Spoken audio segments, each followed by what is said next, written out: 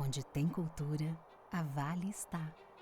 No poder criativo que nasce dos palcos, orquestras, das artes, das ruas e dos museus. Na valorização das diversas identidades brasileiras e na preservação de memórias. É valorizando a cultura que crescemos e evoluímos juntos. Instituto Cultural Vale. Mobilidade é vida. Somos a CCR.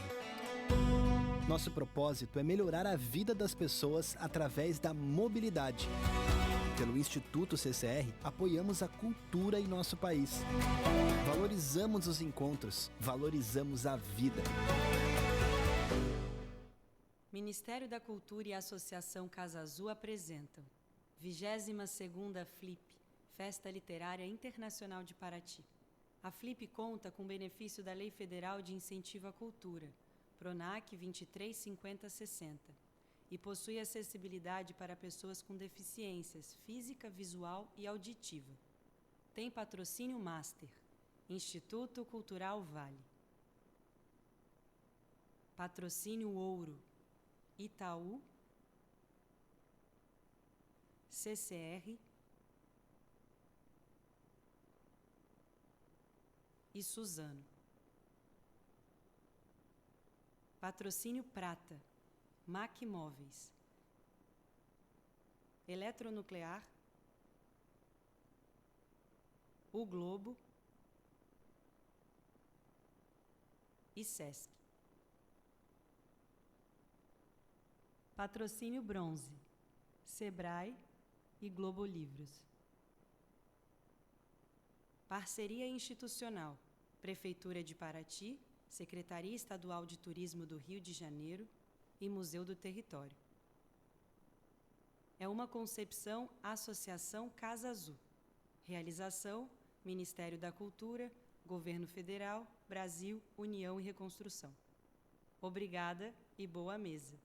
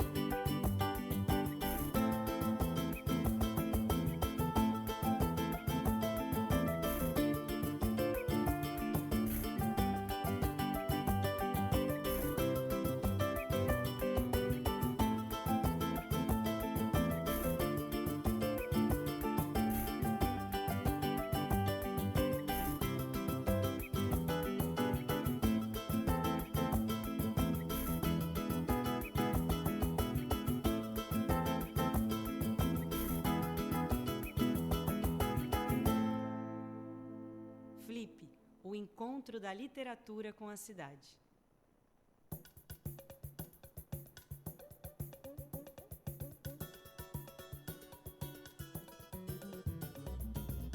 Surgiu do meu pai, né? Ele foi trabalhar no Rio de Janeiro de pedreiro e lá ele aprendeu a fazer os doces também. E aí ele falou assim, para que ficar longe da família, podendo fazer o doce em Paraty e ficar perto da família. Então foi quando ele veio para Paraty, a gente pequenininho, ele fez os doces, deu certo e deixou o legado para os filhos. Toda a família trabalha nisso, então assim, eu amo fazer os doces, eu adoro ficar dentro da minha cozinha, fazendo meus doces, inventando meus... Adoro essa vida também, né?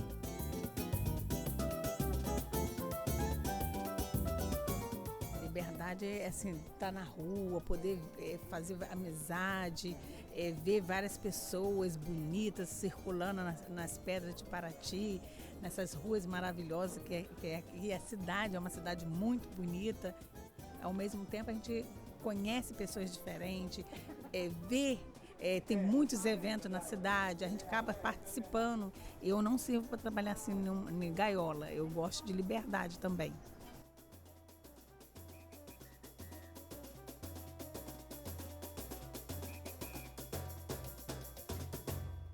Flip, o encontro da literatura com a cidade.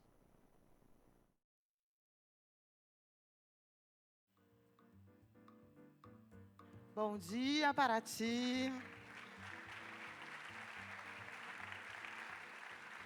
A gente chegou à 15ª mesa, uma mesa que se chama A Eterna Guerra dos Sexos, que vai falar sobre isso, mas vai falar sobre muitas outras coisas, porque as duas, a gente estava falando isso ali atrás, essas duas autoras, elas são ensaístas, e ensaístas é o gênero do passeio literário, né? O tentar, o passear e o flanar, para lembrar do João do Rio.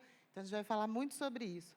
Eu fiz uma conta, talvez um pouco mambembe, porque, como vocês devem ter percebido, eu sou de humanas, mas das 55 pessoas incríveis que estão no palco da programação principal, entre mediadores e autores, são 55 pessoas, dessas 38 mulheres e 17 homens. Eu nem sei muito bem o que isso quer dizer, eu acho que a mesa vai ajudar a gente a compreender isso. E, para mediar, eu estou muito feliz de chamar a Branca Viana, porque ela, durante muitos anos, esteve ali na cabine das intérpretes, e, durante muitos anos, ela foi a voz que trazia os autores para cá. Então, desde ontem à noite, com a excepcional apresentação da Rádio Novelo, a gente pôde vê-la aqui no palco. Eu espero que ela esteja gostando de estar do lado de cá agora. A Branca Viana, ela é fundadora da Rádio Novelo Apresenta. Agora ela está lançando um outro podcast chamado O Fio da Meada. E, Branca, por favor. Obrigada, querida. Obrigada.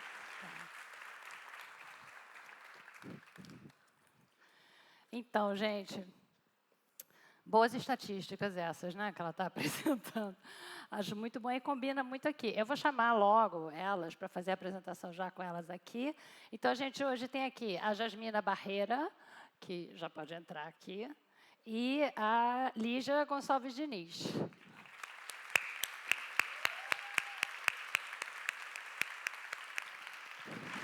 Fizemos tudo ao contrário.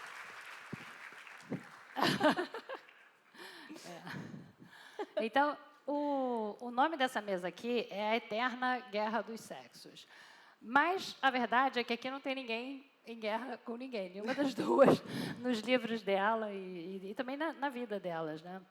Elas são duas autoras e duas pensadoras, na verdade, cujos livros fazem a gente refletir, que, para mim, assim, é a melhor coisa, e, ao mesmo tempo, são livros escritos para a gente, sabe, para o público. A gente vai falar um pouco disso. Então, a Lígia, o livro dela chama O Homem Não Existe, eu vou pedir para ela explicar para vocês, e se alguém estiver vendo a quantidade de bandeirinha que tem aqui, vocês veem a quantidade de caixinha que esse livro abriu na minha cabeça. E o livro dela, ela quer, assim, incentivar que a gente leia autores homens, que talvez algumas de nós assim, já não estão assim, a fim de ler, mas a verdade é que ela tem ótimos argumentos, sabe? Então, vale a pena ouvir. E a Jasmina conta no livro dela, que é esse aqui, que também está cheio de bandeirinha aqui, ela conta uma história muito bonita, em que um homem em particular tem um papel assim, de muito cuidado, de muito carinho, não tem guerra nenhuma. A Lígia, obviamente, também não está em guerra com homem nenhum, até porque ela quer que a gente leia até aqueles que a gente já meio que escanteou. Então, aqui não tem ninguém em guerra com ninguém. Esses dois livros, como eu falei, eles têm muita erudição, mas a erudição é toda delas. Elas é que tiveram o trabalho da erudição e a gente só tem o prazer de ler, porque são dois livros escritos com leveza, escritos... São livros gostosos de ler, né? E eu acho que é assim que tem que ser mesmo. A erudição tem que ser da parte do autor e o leitor fica só na parte gostosa.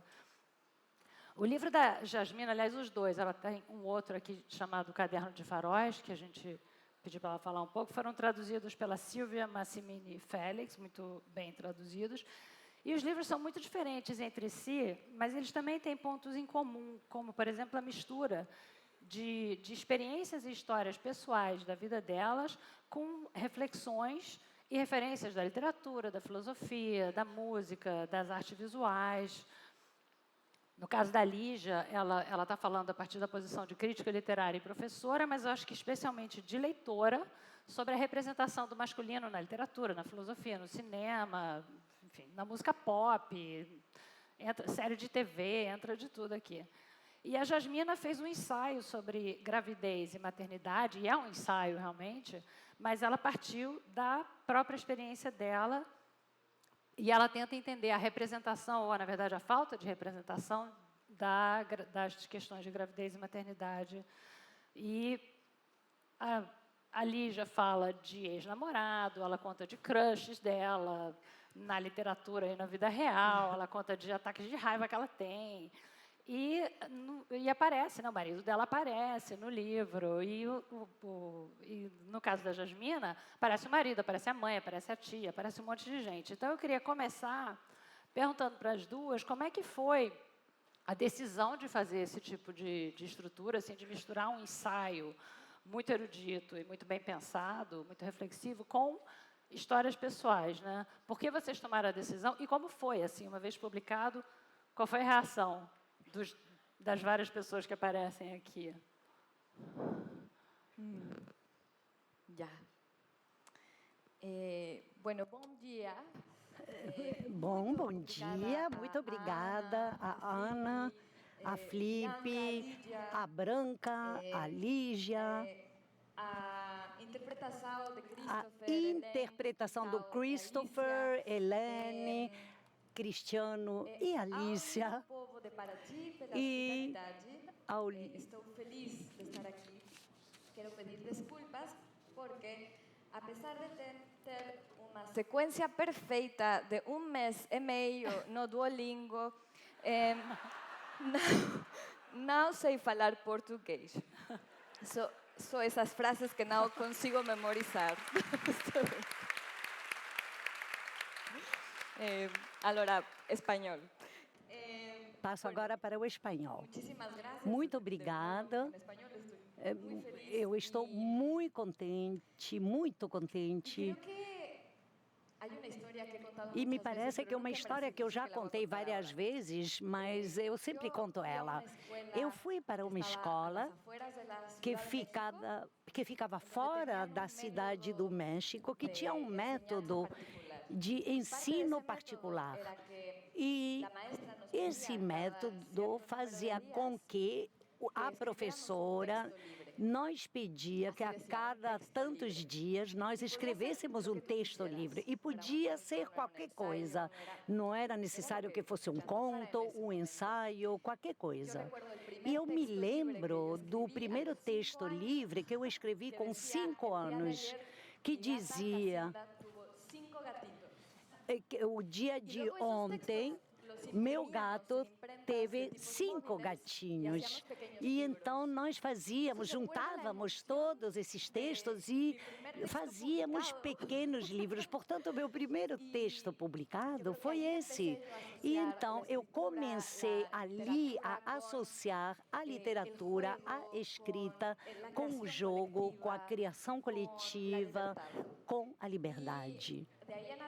E dali para frente, tudo que eu continuava a escrever, continuavam sendo textos livres.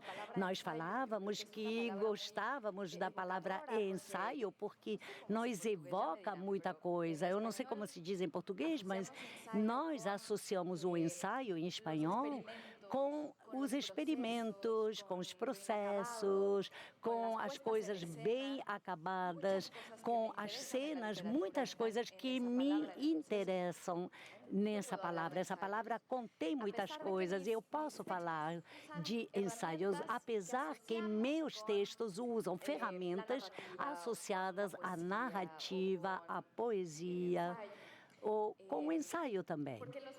Porque os gêneros não preexistem à literatura. Muitas vezes nós pensamos que há uma árvore de romances, outras de poesias, mas, na verdade, são palavras que nós usamos para colocarmos em gavetas para formarmos os textos.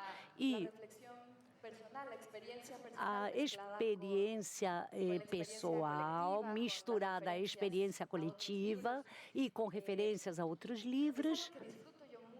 O que eu gosto muito nos livros que eu leio, esse diálogo entre o íntimo e o público, entre o privado e o coletivo, essa frase famosa do feminismo, o pessoal é político, e eu estou convencida, da mesma forma que o político também é pessoal, e ver como o coletivo determina o pessoal, assim como nossas vidas cotidianas estão determinadas pelo coletivo. E me parece que isso se encontra em praticamente todos os meus livros.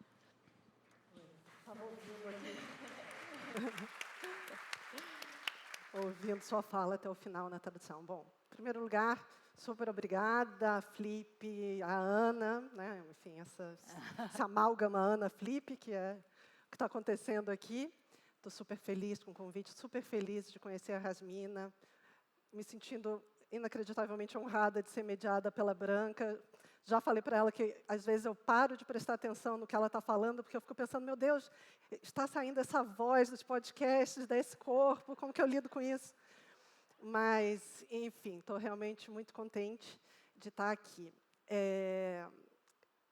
Antes de responder a sua pergunta sobre a questão do ensaio e do tom, né, autobiográfico, autorreferencial, sei lá, do texto, eu queria dizer que eu estou em guerra com muita gente, sim. Com muitos homens, com muitas estruturas, né, com muitos atos de violência que continuam sendo feitos contra a gente.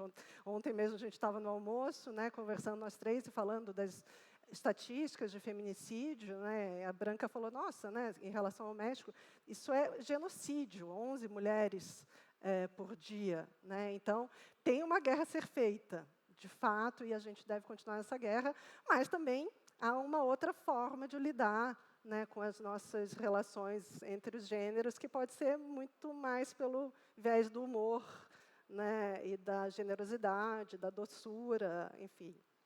E um pouco de uma sacaneada nos homens, que eu acho que também surte muitos efeitos.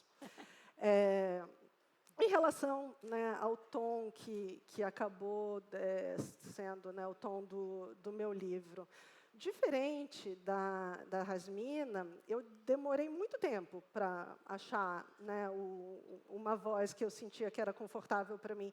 E não acho que eu encontrei essa voz escrevendo. Eu encontrei essa voz dando aula. Foi falando de literatura com alunos de graduação que eu fui desenvolvendo mesmo, assim, intuitivamente, essa forma de falar do que eu gosto, né? Eu estava conversando também com a Rasmina, tem um livro dela que não saiu ainda em português, mas espero que vá sair, que é uma biografia de uma autora mexicana, ela é mexicana? É mexicana. Helena Garro. E eu estava folheando ali na livraria da Flip, depois vocês folheiem também, chama La Reina de Espadas. Sim. E eu fiquei muito encantada, isso tem muito a ver com o que eu faço no meu livro, o que a Rasmina faz também no Linha Negra. É uma biografia que a Rasmina escreve, mas ela se coloca em primeira pessoa o tempo todo, né? Então, é uma biografia de Helena Garro, mas também é uma biografia de como você se apaixonou por Helena Garro, como você pesquisou Helena Garro, né? E eu faço um tanto isso, né, no meu livro. Estou falando do que esses homens escrevem, de questões que esses livros suscitaram em mim. Eu estou fazendo algo de crítica literária, no sentido de apontar questões de estrutura narrativa, por que se usa uma voz ou outra, que tipo de efeitos isso desperta no leitor, mas eu estou falando como leitora. Então, sempre vou estar falando do que essas formas narrativas despertam em mim. A Lígia nunca pode estar dissociada, né, do que eu vou estar falando sobre esses livros, né? Que é essa coisa angustiante de quem faz crítica literária de jornal, que tem que fazer aquela crítica literária em terceira pessoa, e vai aqui, né, minha reclamação, né, com os jornais, deixa eu escrever em primeira pessoa, porque é uma pessoa que está escrevendo sobre essas experiências de leitura. Fica sempre meio fake, né? E meio autoritário, né? E eu não quis fazer de modo nenhum essa voz autoritária. E aí a gente volta para a questão do ensaio também, né? Porque o que tem me agoniado um tanto nos últimos meses é as pessoas virem me perguntar coisas sobre homens como se eu fosse especialista em homens. E meu livro é esse livro de uma pessoa que está assim, perplexa diante desses seres, né?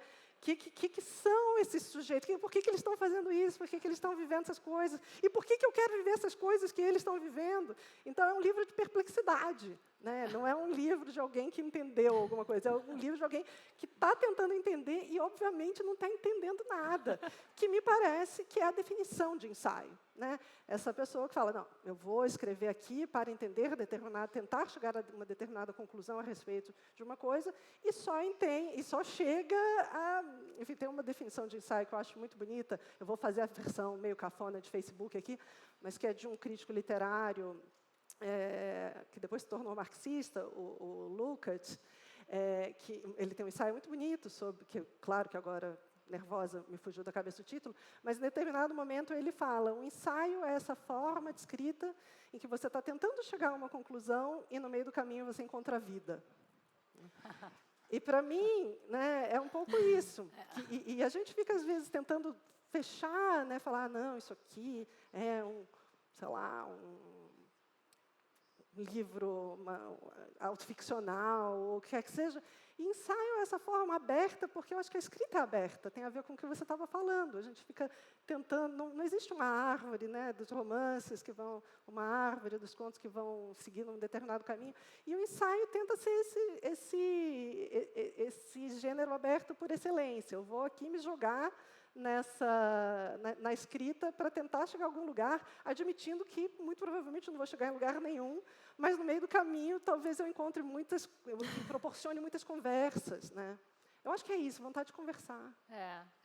Vocês passam a bola para a gente, vocês passam a bola para os leitores, para as leitoras, e a gente pode continuar a partir daí, né? A partir de onde vocês pararam. E aí eu vou voltar ao que você chama dos seus hominhos, né? Os seus hominhos, que você chama eles no livro, mas eu queria perguntar para a Jasmina, que a gente teve aqui na Flip há uns anos atrás, a Sheila Heti, alguns de vocês devem ter visto a sensacional Sheila Heti falando do livro dela, Maternidade, justamente, né? E a personagem principal, ela passa o livro inteiro tentando entender se ela quer ser mãe, se ela não quer ser mãe. Aí ela faz xinga, ela fala com o cartomante, ela conversa com a família, ela pensa no holocausto, ela tenta de tudo para tentar chegar a uma conclusão. Mas o que a Sheila falou sobre a escrita desse livro, quando ela esteve aqui, que eu achei muito interessante, tudo que ela falou é interessante, mas eu vou pegar algumas coisas aqui, é que quando ela foi começar a escrever esse livro, que já tem uns anos, ela não encontrou quase nada sobre o tema maternidade. E a primeira reação dela foi pensar, se não tem nada, será que é porque não é um bom tema, não é um tema importante, e por isso eu não estou encontrando um cânone? Então, será que eu devo escrever esse livro? Será que não é uma coisa que as pessoas queiram pensar? E aí que imediatamente ela falou, não, é exatamente o contrário. É por isso que eu tenho que escrever esse livro mesmo, justamente porque é um tema importante e eu não estou conseguindo encontrar uma representação, não estou conseguindo encontrar referência para isso, né? Você fala um pouco disso, né, no teu livro, da dificuldade. Inclusive, você parte para uma área que eu achei muito interessante, que é a área das artes visuais, da representatividade da maternidade, do eperpério, da amamentação e tudo nas artes visuais. Então, primeiro eu queria que você falasse um pouco sobre isso, sobre essa questão do cânone, que você também não encontrou. Esse livro já foi publicado há uns anos, né?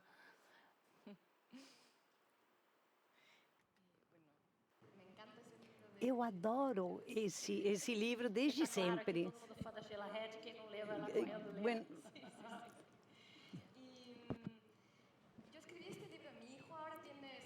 Eu escrevi esse livro, meu filho tem 6 anos hoje em dia, então faz 6 anos que eu escrevi esse livro. E eu sinto que as coisas mudaram nesses 6 anos. Quando comecei a escrever esse livro, eu comecei a procurar, inclusive até antes de escrever esse livro, eu estava grávida e precisava me informar. Nenhuma das minhas amigas tinha filhos, minhas tias já era uma coisa muito longe, então eu precisava ter esse diálogo. Você procura espelho, você busca companhia nas vozes de outras mulheres que tenham passado por isso antes. E então eu me dirigi para os livros, procurei os livros e também as artes visuais, que é um mundo no qual eu estou acostumada a transitar, porque faz parte da minha vida, por causa da minha mãe. E eu fiquei surpresa quando percebi que de fato, há literatura sobre a maternidade, mas é preciso ir procurá-la, porque haviam referências ali escondidas, alguns contos, algumas autoras das quais não se falava, alguns poemas, etc. E quando eu comecei a procurar, eu encontrei em muitos lugares, mas não fazia parte do foco da discussão. Esses relatos e esses livros não apareciam como aparecem hoje em dia. Nesses últimos anos, nós vimos que esses relatos começaram a surgir por todos os lados. E também surgiu uma espécie de backlash, é como dizer, uma contrapartida de pessoas que diziam, ok, basta, isso é uma moda, parem de falar sobre a maternidade, enfim.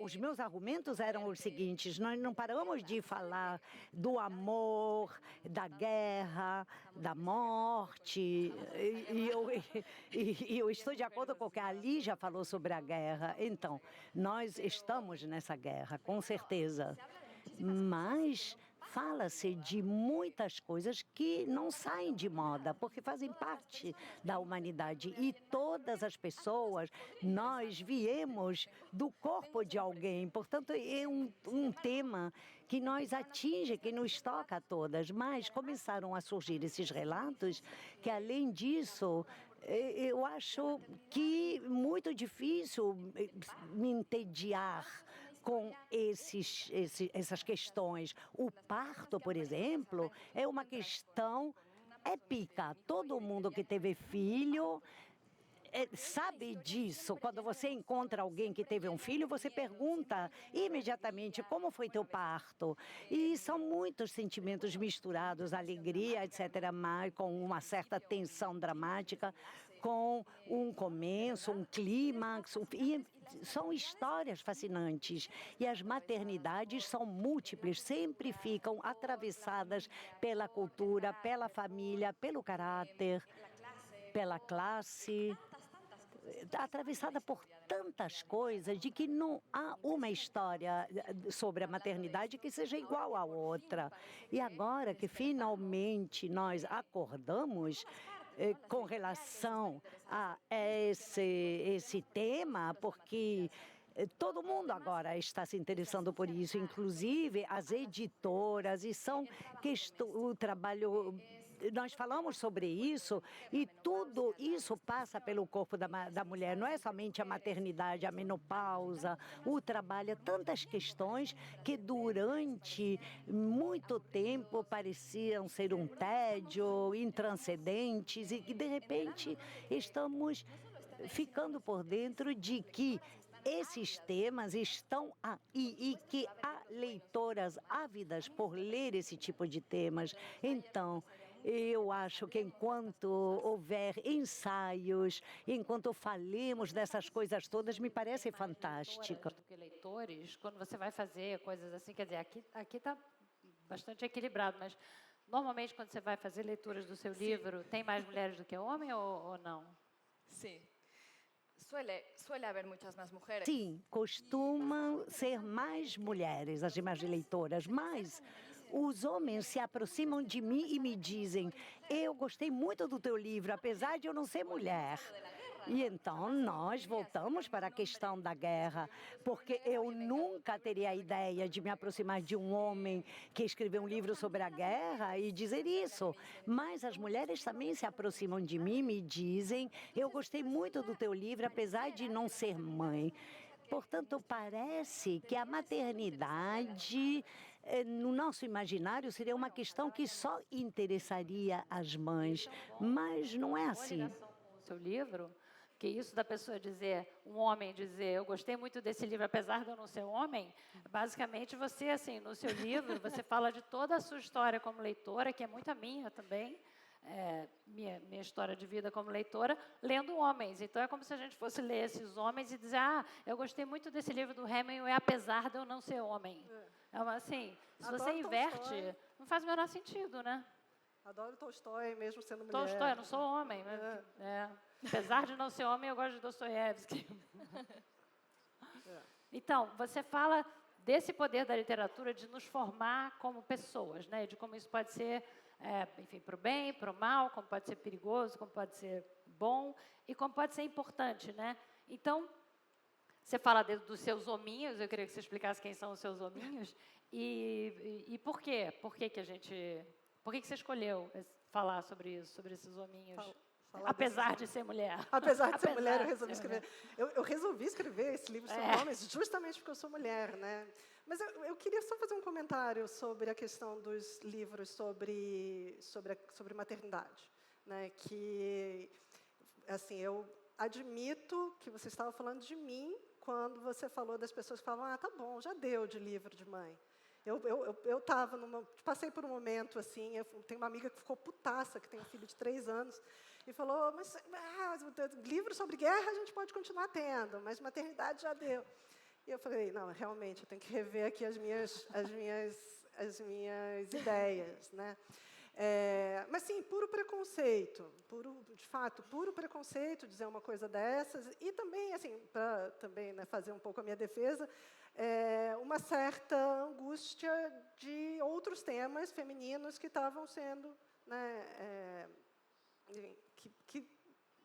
porque tem uma questão de mercado aqui, né? Você mesmo tocou. O mercado fala, maternidade está vendendo, vamos fazer, né, publicar livros sobre maternidade.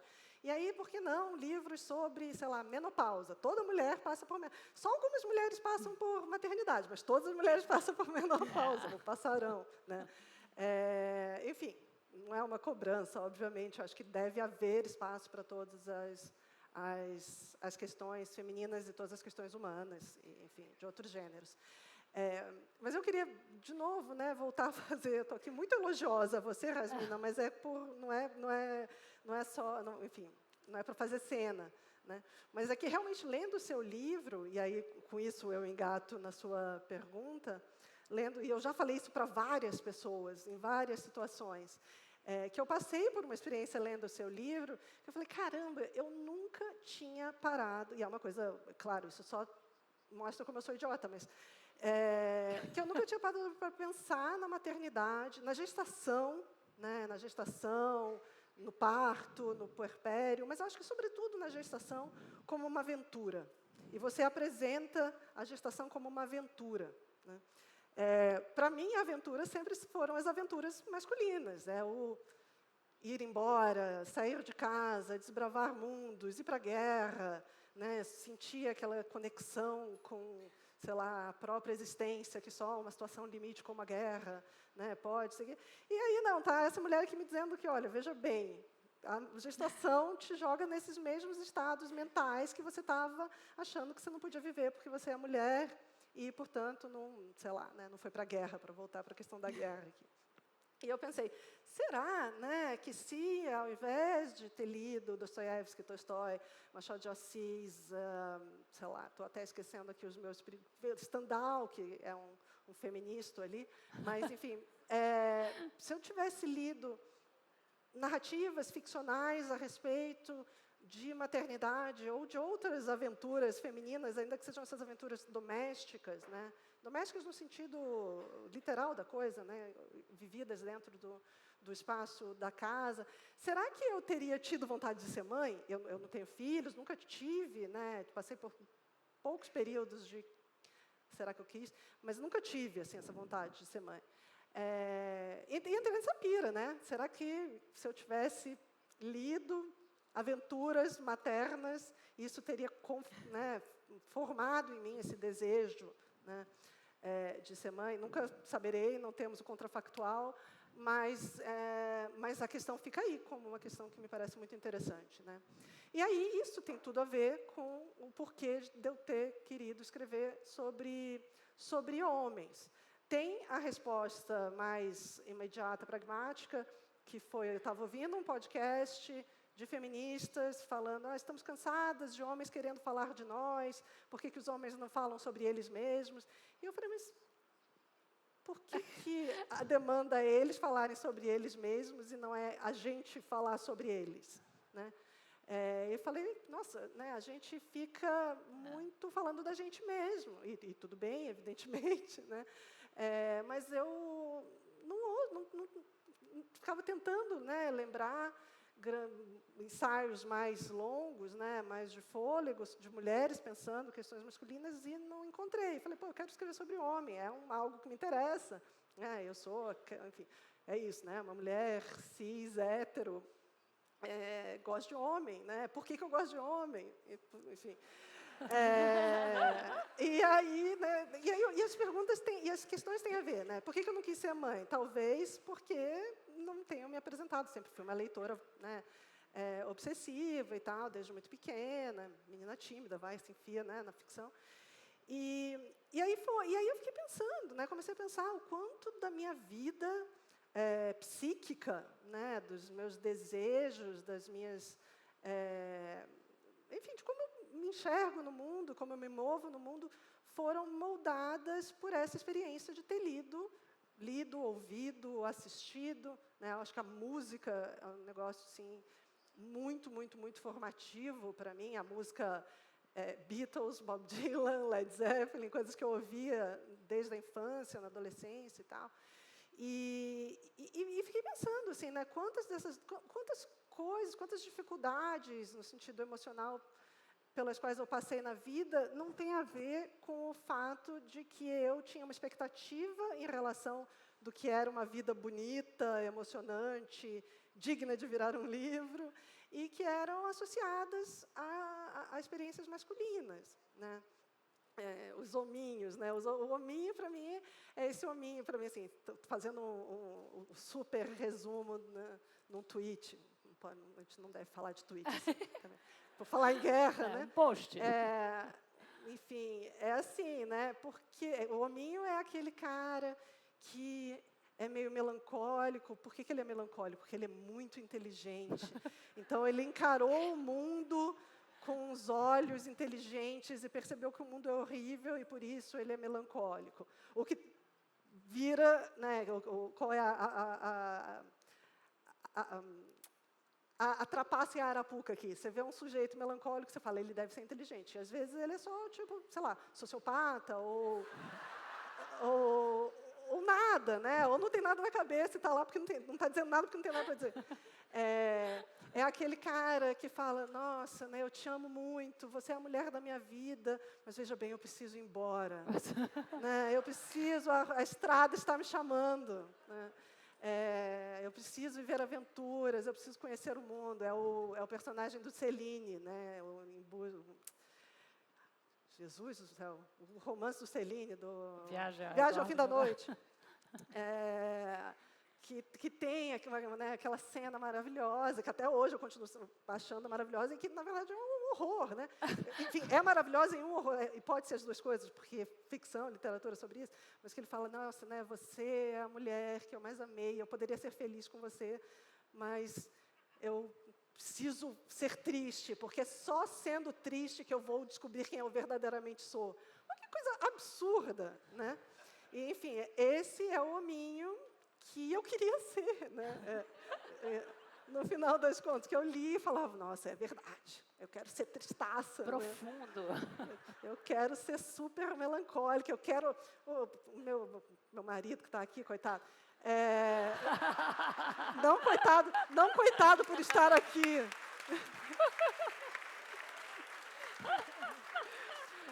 Ele não é coitado por estar aqui, está aqui em Paraty com tudo bancado por mim. Então, por mim, assim, pela Flip, via mim.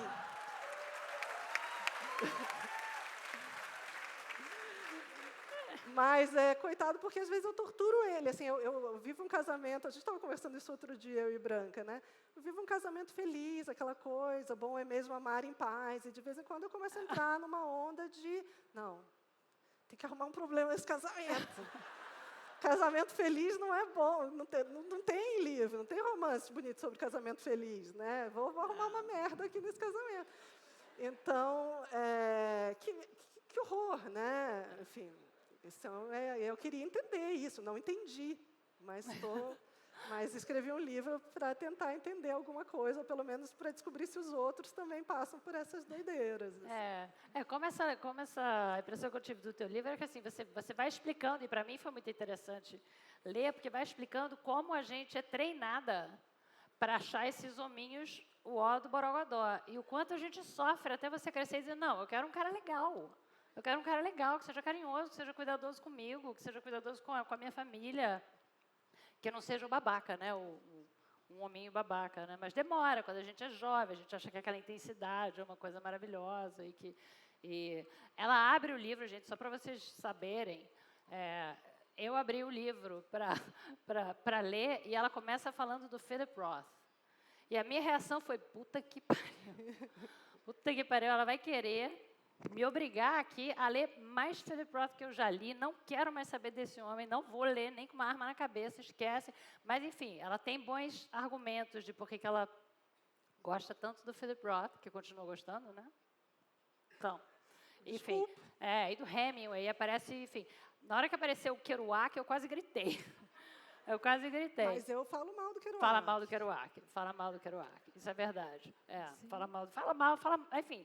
Até o Roth, né? Você critica. Sim. Você critica a misoginia dele, o machismo dele, isso tudo, né? Isso, sem dúvida. Então, eu queria que você explicasse o título, porque o título é O Homem Não Existe, né? Mas é um livro sobre escritores homens e como a gente lê esses homens e como esses homens nos formam. Então, por que o título O Homem Não Existe? Bom, primeiro uma brincadeira com a frase do Lacan, que é uma frase super complexa, polêmica, difícil de traduzir, etc., mas que, né, lá no Seminário 20 ele fala que não existe a mulher. Né? Esse seria o sentido mais... eu não sei, eu já fico aqui nervosa, porque eu sei que tem psicanalista, e sempre que eu começo a falar de Lacan, eu fico pensando que tem alguém me achando idiota. Mas é só uma brincadeira com essa frase, que eu sei que é muito mais complexa do que eu sou capaz de abordar aqui. Mas, enfim, mas o Lacan está falando no sentido de não existe algo que defina toda e qualquer mulher. Né? Não é que a mulher não existe no sentido negativo, enfim, sei lá, eu vou sair do Lacan. Mas eu queria... Mas vem, né? Por que para um psicanalista homem, a mulher não tem, né, uma natureza única, mas o homem tem, né? E aí... eu queria pensar assim, para a gente, né, enfim, a psicanálise vai, né, se construir muito em torno daquela... Bom, o Freud dizia, né, a mulher, esse continente obscuro, né, esse ser, enfim, tem aqueles memes todos, né, da mulher que a gente não consegue entender, e a mulher dizendo, não, estou tentando explicar, não, é tão misterioso. Não, mas eu posso te dizer. Mas, enfim, eu queria fazer um jogo, não de dizer... não de falar que o homem não entende a mulher porque não quer entender, né? Eu queria dizer assim, realmente deve ser muito difícil para o homem entender a mulher, porque é um outro, né? Um outro muito diferente, mesmo, fisicamente, com experiências físicas diferentes, né? Claro, estou aqui num território muito cis, mas que é a minha experiência, né? E eu queria falar assim, não... Para mim, o homem é o outro, né? Para mim, o homem é esse continente obscuro. Por mais que eu tenha sido formada lendo homens, por mais que, né, que a gente esteja numa sociedade patriarcal, etc., etc., minhas implicâncias com a coisa da sociedade patriarcal, mas no mundo masculino, no mundo em que os homens ainda mandam muita coisa e tal... eles continuam não entendendo. Assim, existe um mistério que eu nunca vou né, acessar. Né? É claro que também tem um mistério feminino que eu nunca vou acessar, porque eu só posso falar a partir do meu próprio corpo feminino. Mas como, né, natureza masculina, tem um troço aí que eu não consigo acessar. Né? Então, seria, em primeiro lugar, isso. Né? Não existe, eu não sou capaz de dizer o que é o homem, da mesma maneira que os psicanalistas não conseguem dizer o que é a mulher. Outro sentido é que eu estou aqui tratando de um monte de homens ficcionais, um monte de homens que são criações inventadas de outros homens, ou de algumas mulheres também, né? Falo, claro, de algumas romancistas, ensaístas e tal. Mas, no caso, né, eu estava muito interessada em pensar o que esses homens ficcionais trouxeram para a minha vida, no sentido que a mim, como professor, teórica, é muito caro, de pensar assim, bom, o que é um romance ficcional? O que ele faz com o leitor? A gente começa a ler, a gente tem que emprestar a nossa imaginação para esse sujeito, que não existe de verdade, ganhar vida. Né? Então, é um pouco, sempre que a gente lê um livro de ficção, a gente meio que corporifica, né, no sentido, melhor do que corporifica, encarna esses personagens, né, empresta a nossa imaginação. Então, eu fui homem, muitas vezes, quando eu estava lendo livros com protagonistas homens. Né? Começa a falar do Philip Roth, porque é um cara que fala, né, obsessivamente sobre o próprio pau, os personagens dele. E para mim era muito interessante. Para mim é muito interessante, de repente, estar lá, né, nesse estado meio alucinado que é a leitura de ficção, e, de repente, eu estou lá tendo um pau. Né? Então, são homens que não existem, mas que passam a existir por meio da minha imaginação. Né? Então, é um jogo com essas e, enfim, outras ideias aí sobre a inexistência do homem. Que existe aqui, né? Tem um monte aqui. Uma maneira dos homens entenderem as mulheres é ler mulheres, né? Ver filme feito por mulher, ouvir música escrita por mulher e ler os livros escritos por mulher, que nem a gente faz, né? A gente lê os livros dos homens e a gente acaba entendendo melhor, né? Ou não, ou não, no seu caso. Então, o teu livro entra nisso, né? Quando você diz que costuma ter, que os homens dizem, né, que gostaram apesar de serem homens, né? Essa frase não deveria existir, né? Mas o seu livro tem, eu lembrei de uma coisa que a Lígia falou numa entrevista, que o seu livro, ao contrário de muitos livros sobre maternidade e gravidez e essa experiência de puerpério e tal, que estão saindo agora, como você falou, né, que as editoras estão querendo e as pessoas estão lendo, o seu livro, ao contrário de muitos outros, ele conta uma experiência feliz. Então, tem percalços. Acontece um terremoto, ela está grávida e tem um terremoto. A mãe dela fica doente. Então, não é que, enfim, o parto é um parto que funciona, mas, enfim, parto é como você estava falando de o homem vai atrás da experiência limite, que é a guerra. Se tem uma experiência limite que existe, é gravidez e parto. É totalmente uma experiência limite do começo ao fim. Você não sabe o que vai acontecer, né? Então, é uma dessas experiências. Mas a tua história é uma história que dá a impressão de ser um casamento feliz, né? Com um homem que ama você, que quer ter filho, tem cuidado, tem família, tem a sua mãe, tem a sua tia que está aqui em algum lugar, né, que aparece bastante, tem suas amigas. Então, é um livro, me parece um pouco diferente dos outros, porque eu vi a Lígia falar disso outro dia, e eu queria que vocês duas comentassem, que muitos dos livros que a gente tem lido sobre gestação e maternidade e puerpério, a Lígia falou que parecem histórias de terror. E casamento também, né? Você até citou a Anatomia de uma Queda, que já começa com uma morte violenta do marido, e aí você vai vendo que pesadelo que era aquele casamento. Né? E realmente parecem mesmo, tem muitos livros. E aí teve o Nobel de Literatura, agora da Han Tang, né? Que, enfim, eu só li A Vegetariana, porque acho que é o único que saiu aqui no Brasil, não sei, mas é o único que eu li. E é uma história de terror, né? Uma história de terror de família, uma história de terror de casamento, né? Então, eu queria perguntar para vocês duas, por que vocês acham... não, e tem outro também, tem o Morra Amor, que você me recomendou. Não sei se vocês já leram Morra Amor, de uma escritora argentina, chamada Ariana Harvitz.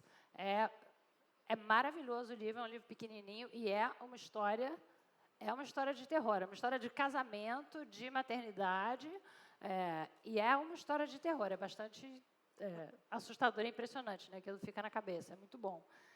E eu queria que vocês falassem um pouco sobre isso, sabe? Por que que esses relatos como o seu, que é um relato mais da felicidade, do acolhimento, do que a gente tem para contribuir para o mundo, né? E de como é possível viver isso de maneira positiva, né? Por que que tem tanto livro de terror sobre casamento e gravidez? Bom, em primeiro lugar, eu vou pedir para vocês pararem de fazer brincadeiras, porque com a tradução simultânea, isso tem um certo delay. Então, eu rio depois que todo mundo riu. Mas, como você disse, diferentemente de vários livros que foram publicados recentemente, enfim, vou começar por outro lugar.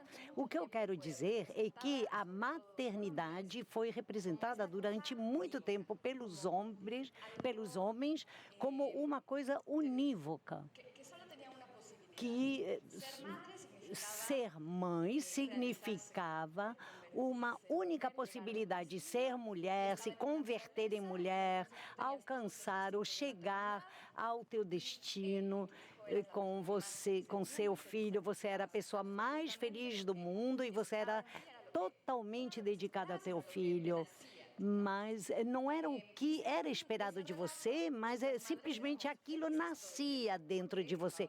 E, portanto, as mães teríamos que estar felizes o tempo todo, porque gostávamos dos nossos filhos e porque nós dedicávamos completamente aos nossos filhos. É um relato muito conveniente para a sociedade na qual vivemos, porque faz parte da tua natureza ser mãe, faz parte do teu destino, do teu ser. Então, logicamente, você não precisa da ajuda de ninguém. Você vai se entregar a esse ofício por completo. O pai, a família, o governo não precisam se envolver com isso porque é teu problema, porque faz parte da tua natureza. E me parece que o que está acontecendo de um tempo para cá é que nós vemos que há maternidades dolorosas de mães assassinas, de mães que se arrependem. E isso, então, sai da ideia que a maternidade é perfeita e que somos destinadas a isso. E isso me parece muito importante. Mas, no entanto, não era o meu caso. Eu não matei meu filho e amo profundamente meu marido. E tive a sorte de ter uma rede de apoio na minha família, com minha mãe, minhas tias, meu marido. Então, eu tenho uma maternidade mais ou menos convencional e mais ou menos feliz. Mas o que me interessava era a ambivalência, coisas que acontecem com muitas mulheres quando temos filhos. Que é assim, eu quero, ao mesmo tempo que eu quero estar com meu filho, eu quero trabalhar também, eu quero preparar minha própria comida, eu quero dormir um pouco mais. Essa ambivalência permanente na maternidade me interessa muito. Como retratar a felicidade. Também não é fácil falar da ternura, da felicidade, do riso, da linguagem corporal dos bebês. Há tantas coisas ali. E, ao mesmo tempo, há obscuridades também que estão escondidas, há escuridões. Então, enfim, as vontades de estar sozinhas, as crianças que não dormem, a vontade de recuperar a identidade que tínhamos antes da maternidade, tudo isso está aí. Também me interessava o humor, porque a maternidade está repleta de momentos humorísticos e há uns que são estratológicos, mas eu não vou contar isso. São realmente escatológicos. Mas eu estou de acordo nisso com Lígia, de que se apoderaram disso, o patriarcado se apoderou disso também. O relato dos pais, como, por exemplo, a Helena Ferrante, que fala disso, mas há livros bons também. É preciso abrir esse espaço, dar essa possibilidade também, porque, de repente, foi descoberto que esse tema é um tema interessante. E eu espero que, em algum momento, isso seja normalizado e que possamos incorporar essa questão, como falamos, ou como incorporamos o amor, a morte, tantas coisas que fazem parte da nossa vida. Então, nós estamos ainda procurando na linguagem, nas palavras, como dizer as coisas, de novas maneiras sobre a maternidade. E que tem a ver com a pergunta aqui, que é uma pergunta da Natália Timmerman, que é uma excelente escritora que está por aqui em algum lugar. Ela pergunta o seguinte: no momento da escrita, uma mãe não está cuidando do seu filho. Para escrever sobre ser mãe, então, uma mulher abandona momentaneamente o que se atribuiu como sua função primordial. Então, como transmutar essa culpa legada a nós em literatura, né? Assim como viajar, não estar em casa e tal.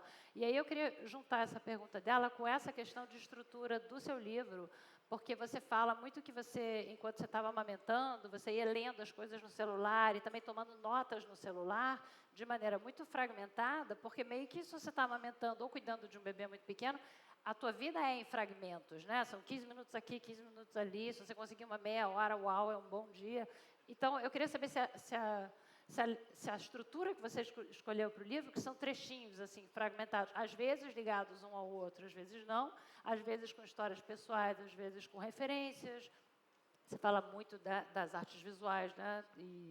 Então, eu queria saber como você escolheu essa estrutura. Quando eu li, eu pensei exatamente isso que a Natália está falando aqui, que ou você está cuidando do filho ou você está escrevendo, e que talvez por isso você tenha escolhido essa forma de fragmentos, né? Mas depois eu fui ler o outro livro que você está lançando aqui, O Caderno de Faróis, e ele tem uma estrutura parecida também, de fragmentos entre experiência, pensamentos seus, reflexões, referências. Então, eu queria saber por que e como você escolheu essa estrutura. Se é assim que você escreve ou se teve a ver com a experiência de escrever durante o cuidado de um bebê. Pues mira, muitas coisas que acontecem, pelo menos quando eu estou escrevendo, são inconscientes e instintivas, mas quando você constrói o relato, então você bota a ordem e tenta se psicanalizar, dizendo por que esses fragmentos. Mas todos os meus livros são fragmentários, de uma maneira ou de outra, porque o fragmento é uma forma que nos oferece muitas possibilidades ao fragmento dos epigramas e de muitos outros tipos de fragmentos. E me interessa muito. A brevidade sempre me interessou, o que é pequeno. E no caso, por exemplo, de Caderno de Faróis, o que eu encontrei é que eu estava tentando fazer uma espécie de gaveta de curiosidades.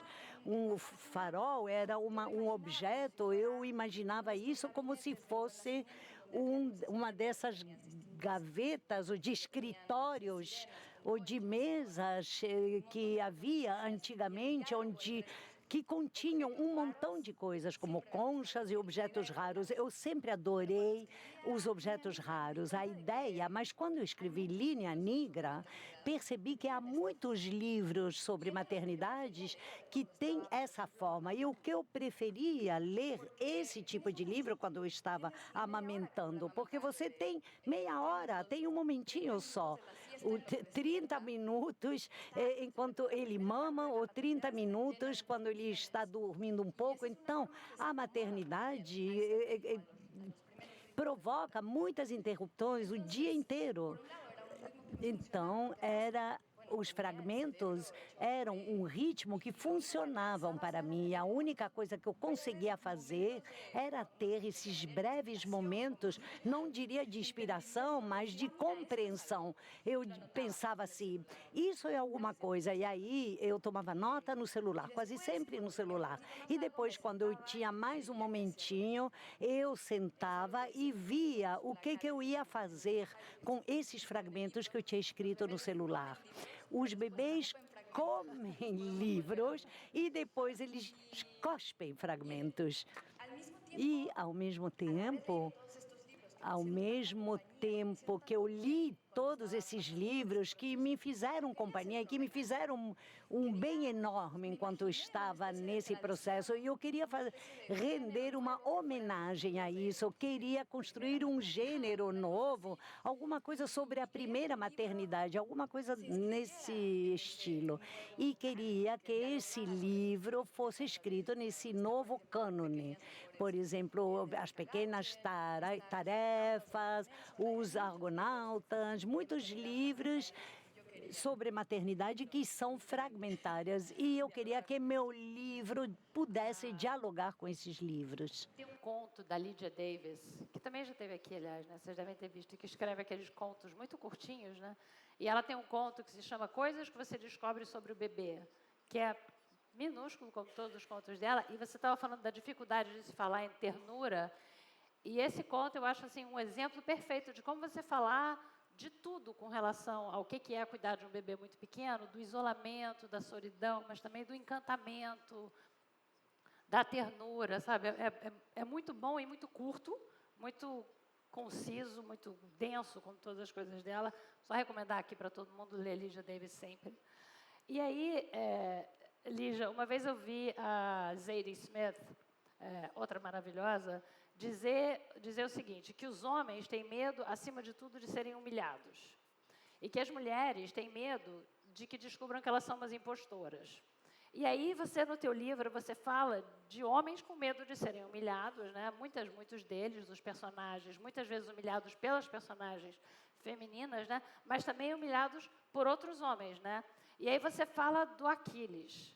Então, eu queria que você falasse. Então, já é a inauguração assim, da literatura ocidental, já com o homem sendo humilhado. E eu queria que você contasse como você descreve a palavra que você usa também para ele. É um monte de homem sendo humilhado e dando chilique, né? O começo da Ilíada, que né, tradicionalmente, a gente entende aí como essa obra que inaugurou a literatura ocidental. Claro que não existia o Ocidente, está falando do século VIII antes de Cristo, mas enfim, né, não vou entrar aqui na professorinha. A Ilíada, então, começa com Apolo, que é um deus masculino e muito associado, né, à ideia de masculinidade, ficando muito chateado porque como que a gente fala isso? Um sacerdote dele sequestraram deixa eu explicar melhor. Os gregos estão em Troia, lutando contra os troianos, e os gregos pegam como espólio de guerra a filha de um sacerdote. E Apolo fica puto e começa a dificultar a vida dos gregos, manda uma praga. E aí vai lá um sacerdote e explica por que tem uma praga contra os gregos. Estou me estendendo demais, eu me empolgo um pouco contando história. E fala, não, tem que devolver essa garota para Apolo parar de sacanear os gregos. E aí, só qual é o problema? Essa garota é uma garota que foi dada como amante para o Agamenon, que é o comandantão principal dos gregos. E o Agamenon dá um chilique, ele começa sendo humilhado. Na verdade, o Agamenon é o primeiro humilhado. Né? O primeiro humilhado é Apolo, porque foi humilhado pelos gregos. Aí o Agamenon fala que não vai devolver, não vou devolver, bate pé, mimado, e convence, finalmente, um sujeito grego fala, olha, né, a gente vai morrer se você não fizer isso. Ele fala, tá bom, eu devolvo, mas eu vou pegar a amante de outra pessoa, vou pegar a amante do Aquiles. Aí o Aquiles fala, não, você não vai pegar minha mulher.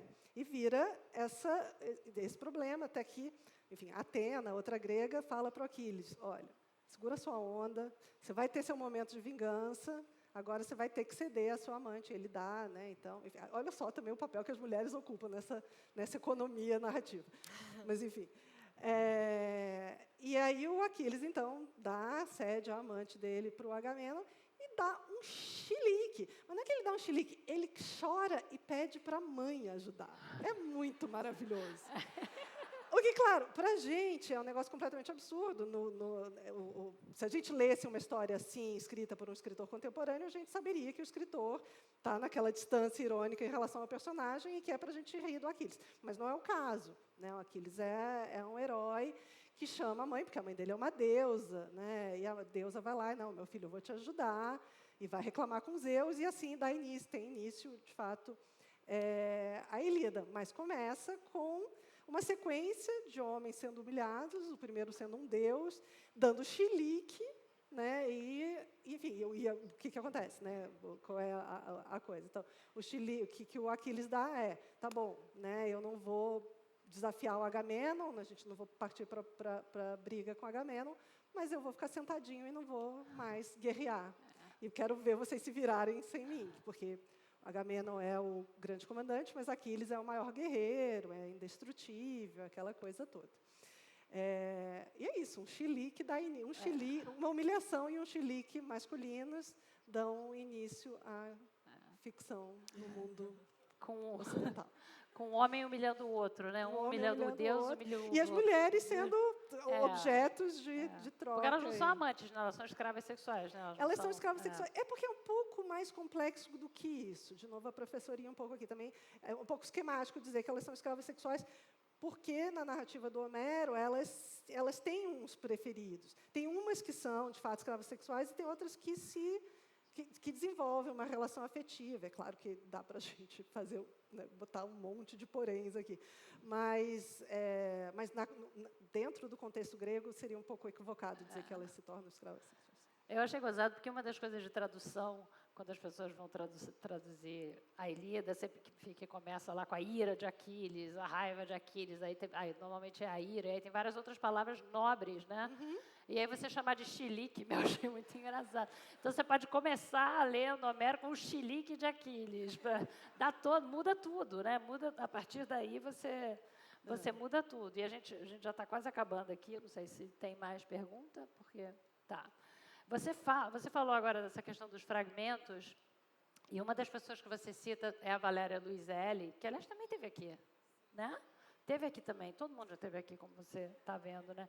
E você fala uma descrição que ela deu que eu achei interessante, mas eu queria entender um pouco melhor, que ela fala que que há escritos de respiração longa e escritos de respiração curta.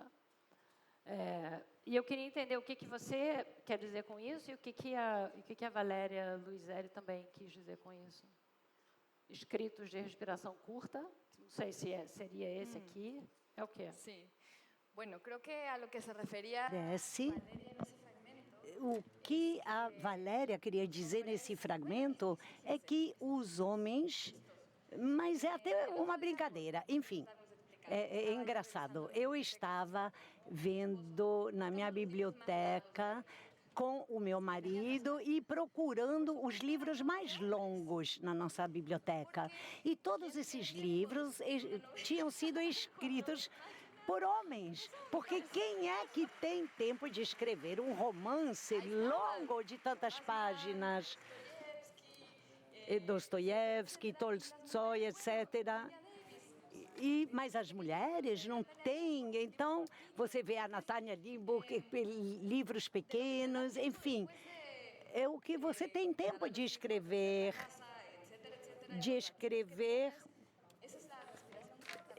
Então, eu acho que ela se referia à respiração curta, quando você pode, assim, encher os pulmões rapidamente e escrever alguma coisa.